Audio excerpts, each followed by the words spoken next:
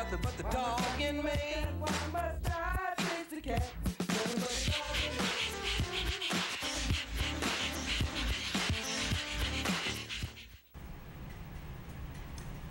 Good evening and welcome to Posse Presents. With me tonight, I am pleased to introduce to you Sue Torres, who has a new book out, which is Loyalty Unleashed, Pit Bulls and the People Who Love Them. Sue, congratulations, and thank you for being here tonight. Well, thank you for having me. Very impressive that you have done this very beautiful book. We'll show a picture of it. Sue's got a copy in her lap. You can hold it up if you want. It's just a beautiful book, and it's doing well.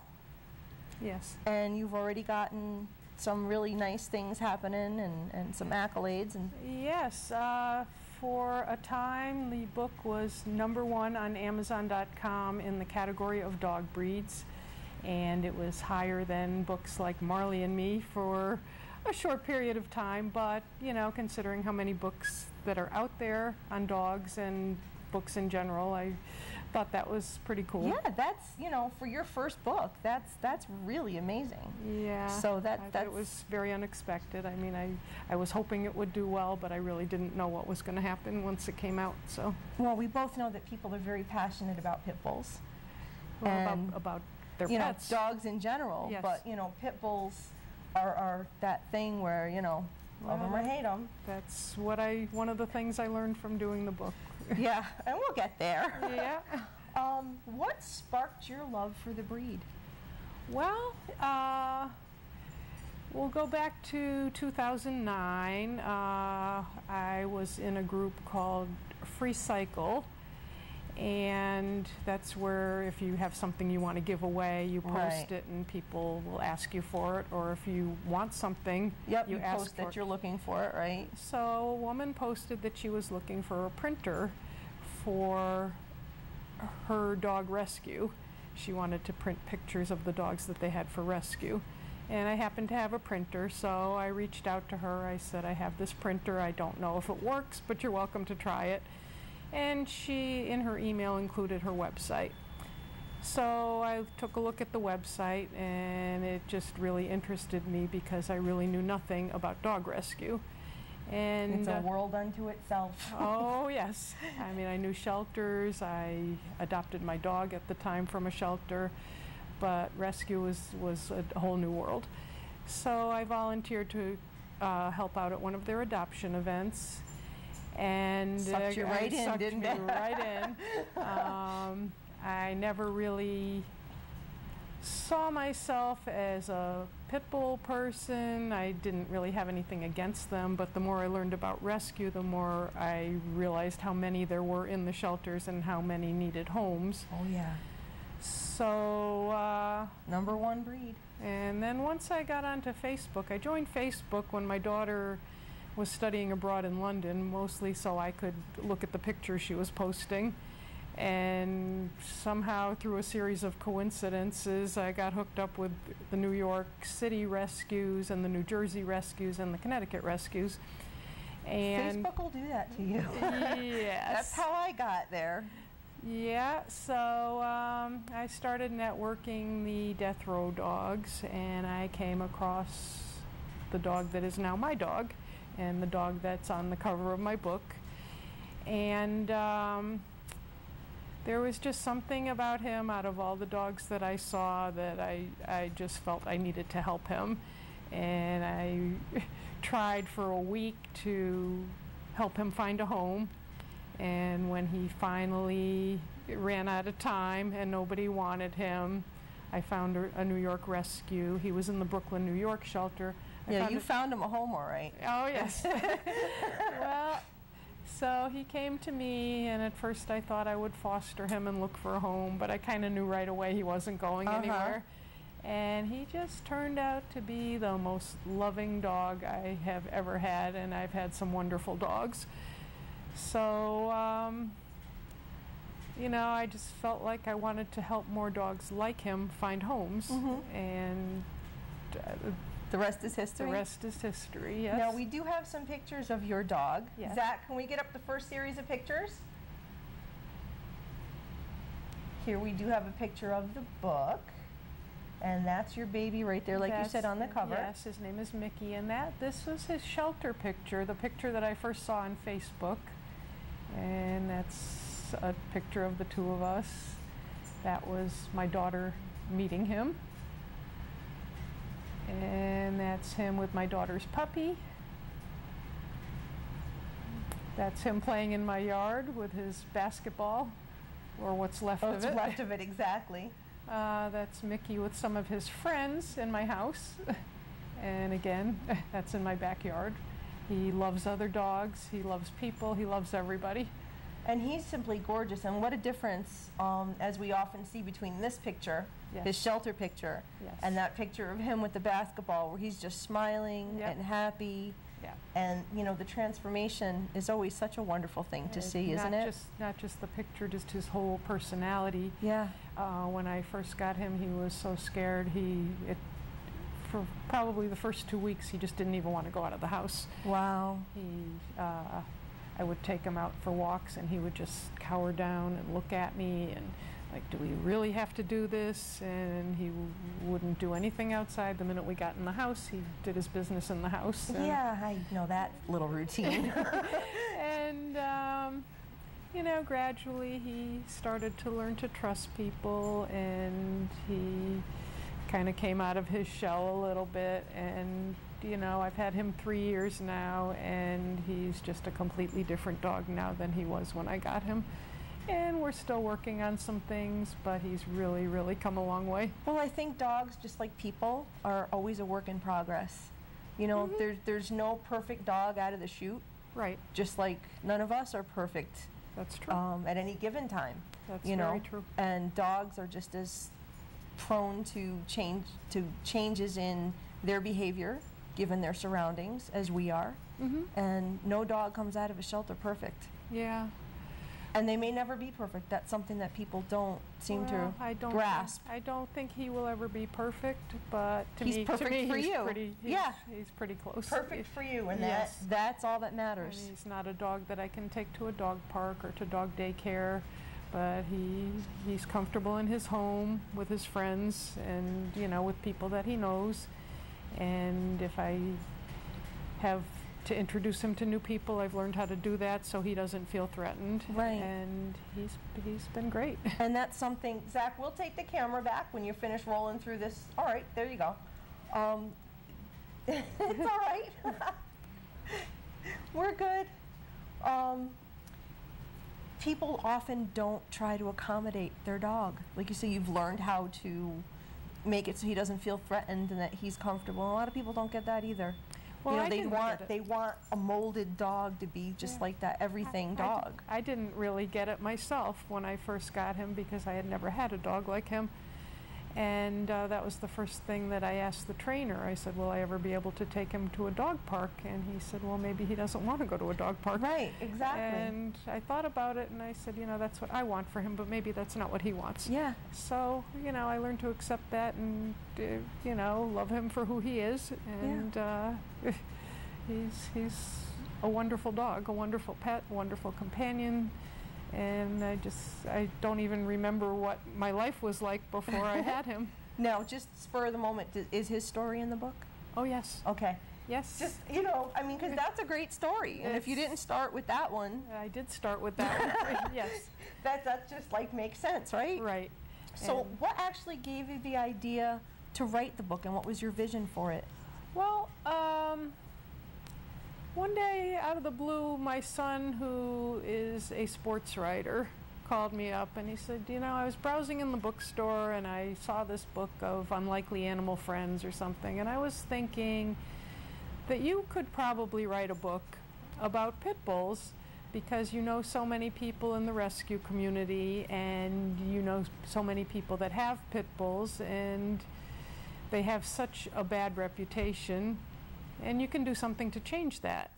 And that was kind of my vision, to show the positive side of the breed and what wonderful pets they can make, and just try to educate people and get them to look past the media sensationalism and Yeah, oh, because that's ugly. yes, and you know, I just think that any dog in the right circumstances can bite. Absolutely. And you know, it's all, any dog is as good or as bad as the person who trains it. Yeah. So. And, you know, sometimes a dog unfortunately carries baggage Mm-hmm. from a prior home, prior experience, and, you know, Yes. it's not, it all goes back to that first person who more or less ruined the dog. Well, And that's somebody like you and me and whoever else that we know that are the good ones out there that can hang in there and bring them past their past. Yeah, well, he definitely did not come from a good place. I don't know what happened to him, but he was just terrified when I got him. And it was, if you just lifted your hand to pet him, he would cower down. And that's heartbreaking. Yes. It really Yes. is. It's, you know, dogs should have that confidence, that Yes. happiness, that, you know, He didn't wag his I tail. love everybody. I want to Yeah. see everybody. Yeah, he didn't wag his tail. He didn't, he was just, he was terrified. And to see the transformation, it just, it's just a good feeling. Yeah, it's got to be. I mean, I've seen it in a lot of dogs where they just come from, I don't know, hell. I really wish sometimes that they could talk and tell us, Yes. you know, what they've been through and why they are the way they are. Mm-hmm. But, you know, it's not possible. Right. And, you know, we just have to pick up the pieces, which is Right. the sad part of rescue, Yes. is having to always pick up the pieces, because sometimes they're not so easy to pick up. Yeah, but at least we try. Yeah. So you got a lot of stories for your book. I did. And I have to thank you for a lot of the stories that I got. I know I reached out to people that I knew that owned pit bulls. I reached out to people I knew in the rescue community. And one of the things that you did for me was to kind of put the word out on social media that I was looking for stories. And before I knew it, the emails started pouring in. And probably within a week, I had enough material for a book. And that's really cool. And I was really glad that you reached out to me. And Well, I more thank than you. I thank you Oh, so you're much. very for- welcome. yeah, More 'cause- than happy. I mean, I have the column that I write that, you know, I talk about. And, you know, when you said you were writing a book and looking for stories, that was just the easiest way for me to do it for you, was to And write it was- up. And It was very unexpected, I will say, because I know you said to me, well, maybe I'll just write an article, but I thought you meant when the book came out. Oh, yeah, no. And then I see Connecticut woman looking for positive pit bull stories, and I said, wow. And Surprise! yeah, it was great. I got stories from all over the country. I got one from, it's a young woman from Connecticut, but she is studying veterinary medicine in Grenada. Okay, wow. And she adopted a 3-legged pit bull from the shelter down in Grenada. Oh, wow. And I actually got to meet him when she brought him home for the holidays. Oh, that's neat. So yeah, it was very interesting to learn how, you know, other cultures treat their animals, and it's not good or bad, it's just different. Yeah, So- it is, exactly. Now, have you gotten, other than that one, that's a good question, have you gotten to meet any of the other dogs? Yes. Yes. There's. Or like people, like you're making, you know, the rounds and stuff, are people bringing their dogs that are in Not exactly. No. Some of. Just curiosity. Some of That's the like, I get questions that pop into my head. There is a dog called, her name is Lily the Hero Pit Bull, and she will be at one of the events that I will be at over the summer, so I will get to meet that's her. cool. And That to me would be like the icing on the cake, you know, to be Yes. able to meet the dogs that actually were in the book. And there is another therapy dog in the Boston area named Blueberry that I may get the chance to meet. We've talked about it, we just haven't actually met. That'll be neat. And there's one story with 4 dogs that belong to a woman that I met when I went to do a home visit for the 4th dog that she adopted from a rescue, and we became friends. And one of her dogs is a deaf pit bull that visits children in Newtown. Aw. She trained him herself. She has a former bait dog from Florida and one that was from a Connecticut shelter, and then this fourth one that she just recently got. So I've met those dogs, but And that was sort of like not even on purpose. exactly, yes. That's pretty cool, though. It is very cool, and we're very good friends now. So, you know, It's amazing what dogs will do to your life. You know, the friends and that they bring into your world, and I wouldn't know you otherwise. That's very true. Yeah. See, case in point, folks. That's true. So, what are some of like the other notable stories that just off the top of your head? Not necessarily playing favorites, but Well, there are so many stories that I just love in this book, and I love all of them because you can just kind of feel the passion and the love that these people have for their pets, and that's my whole reason for writing the book, just to tell their stories. I'm trying to think. I love the story of Clancy, who I met Clancy. He was in the Brooklyn, New York shelter. I went there as a volunteer. ooh, that's nerve.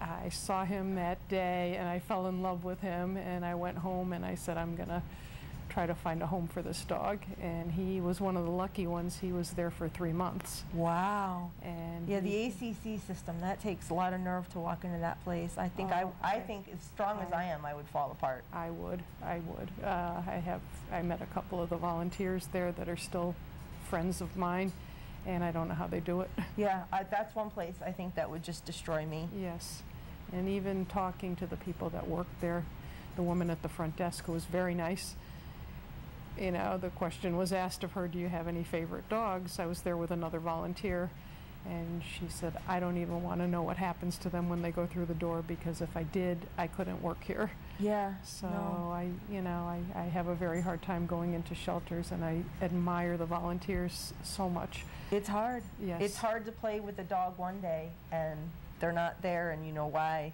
the Yes. next time you go. Right.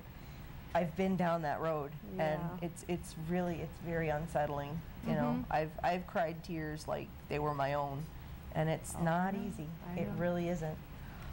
Zach, we have some pictures of some of the dogs in the book. Can we take a look at those? That one is Lily, the hero pit bull, and she lost her leg. That's Clancy, the one from the shelter that I helped find a home for. That one is Atlas. What a smile. Yes. He has got like the classic pit bull smile. That one is Beecher. I think that's a Connecticut dog. That's Olivia, who was found in a dumpster, I believe. Oh my. That's Puma, who was on Pit Bulls and Parolees Wow. from Michigan.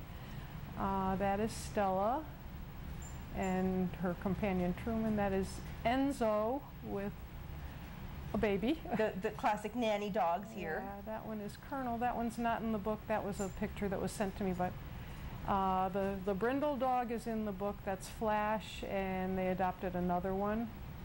That one belongs to a friend. That is a fan picture. That's Samantha and her pit bull Jake with my book. Was she reading it to Jake? Well, she loved the book so much that she drew her own little book. Oh, did all she? about pit bulls. Aw, And isn't that cool to know you had that kind of influence? Yes. That's really awesome. And she sent me pictures of the little book that she drew, and Aw, I put that. That's a in. keepsake. Yes. That really is. Those are. But these That are one just is one of my favorite stories. Well, like I said, I have many you favorites. You probably, like, everyone you look at, you're like, oh my God, that's my favorite. Oh, that's my favorite. Oh, that's my favorite. They're all my favorites in different ways. Yeah, I can imagine. Yes. So, anyone that pops out, or? Many pop out. I really don't want to pick just one, Okay. because there are just so many great stories, and like I said, every one of them, you can feel the love that these people have for their dogs, and I don't want to slight anyone. They're Yeah, all no. great stories. Yeah, the rescue stories usually are. You know, they Yes. may start out horrible, but, Yeah. you know, they Oh, they change. Many of them, you know, I have bait dogs, I have dogs that were abandoned in the streets, and then I have just the regular adoptions. I have dogs that were taken from fighting rings. I have dogs that were just abandoned in a shopping cart. I mean, you name it. People are merciless in the ways that they will dump an animal, and it boggles my mind. Yes. You know, it really does. Zach, well, you can roll through the rest of these, and then we'll take the camera back. I love that little snuggly picture. Oh, I love that one too. And you know, the pictures of the pit bulls with the babies, you know, they were known as the nanny dog. And they love people. They really, you know, they're not, that's one of the biggest myths, I think, that unless they're trained to attack, they are not aggressive to people. No, they're not. No, and you know, every animal, every person has triggers. And you know, learning about people's or animals' triggers, it's something that you kind of have to do to coexist. And to say that, you know, they're just aggressive and they're going to attack, no. Well, even as I learned from doing research for the book, the ones that they try to train for fighting, 95% of them fail. Right, They're and they gentle. become the bait dogs. Yes, they're gentle by nature. They don't want to fight. The only reason they do fight is either they're pushed. And they're so loyal and they're so eager to please their owners that they will do anything that their owners want them to do, even if they don't really want to do it. Yeah, and then it becomes a fight for their lives. And you know, they don't want to die. Right. So it's an awful thing to put an animal through. Yes. So you are making appearances and doing signings. I am. And how's that going?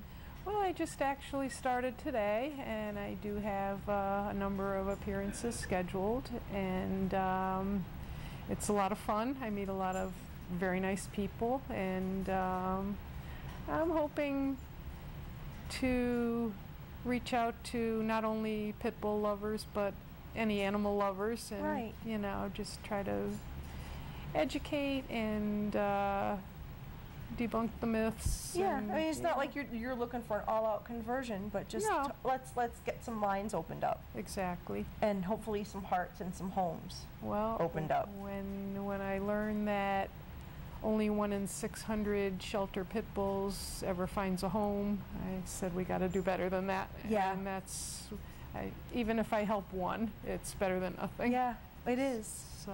But of course that one makes you want one more and one more. But I mean, even if I can change one person's mind and get them to consider adopting a pit bull, then it's all worthwhile. Exactly, because you know, a life is a precious thing. So you will, you will be donating a portion of the proceeds to charities. Yes. Which is a very wonderful thing to give back to the community. And you will also be joining us at the car show and bake sale on July 20th. Yes, I'm very excited about that. Excuse me. Yeah, that's going to be fabulous. That's going to be a great event, and we'll talk about that more on the show as we get closer. But it will be nice to see you again there. Oh, absolutely. And you have, I don't want to run out of time, so let's switch the order here of what I was going to ask you for. How about if someone wants to find out more about the book or to contact you, how would they go about that? Probably the easiest way would be to go to my website. It's loyalpitbulllove.com. Okay, one more time. Loyalpitbulllove.com. It's all one word. Okay. I'm also on Facebook, Sue's Love of Pit Bulls, for people that are on Facebook. Yep. And that also has, if you go to the About section, it also has a link to my website and email. Okay. And I'm on Twitter, Sue Torres Dogs. But everything is on the website. Okay, so I will actually, I've shared some of your stuff on the Pound Posse Presents Facebook page. I'll put that up again in case you missed it. That would be great. Thank you. And, you know, we'll just keep anybody who's interested. Any chance for a sequel? I would love to. I would love to.